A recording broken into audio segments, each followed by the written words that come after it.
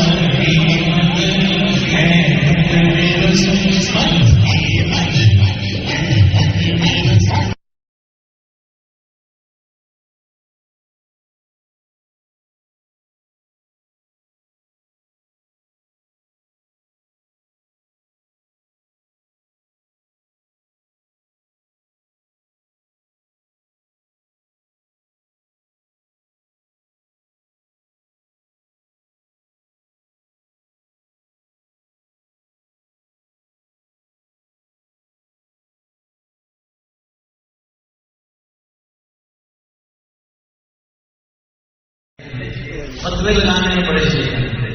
हदीस मुजल्लद सुनन अबी दाऊद की है, इसमें शरह उलमा से पढ़े तो उनको पता लगेगा कि ये ताबीर में नियत साहब जो काम कर रहे हैं ये भी कार्य से जलील है और इसके लिए कोई बहुत बड़ा मुफ्ती होना शर्त नहीं। लिखा है मैं खुद कह रहा हूं, एक लेकिन मैं कहूंगा तो कहेंगे मियां साहब मुजद्दिद बना नजारे खराब तो फतवे आ जाएंगे। मैं कह नहीं रहा, ये आइमा शाहिद और ने शायद हफ्ते के लिए लिखा है बकायदा। और हाँ, आप जिस दौर में हम जी रहे हैं यहाँ तो मसला एक बंदा कर नहीं सकता कुछ। ये तो अब कलेक्टिव एफर्ट है, उसी से काम होना है। कोई सरफुल नाहर में काम करेगा, कोई मंदिर में, कोई बक्से में, कोई तफसीर में, कोई हदीस में, और कोई तसव्वुफ और तरीक़त में। ये बात है, जो बात में सुहाग है, शेख मोहम्मद ने लिखा, वो भी कार्य तकदीर में शामिल है। अब किसी को ना समझ आए उसमें हमारा क्या कसूर है? तो मैं जो बात कर रहा हूं ये भी तजदीदी काम है जो मैं असर।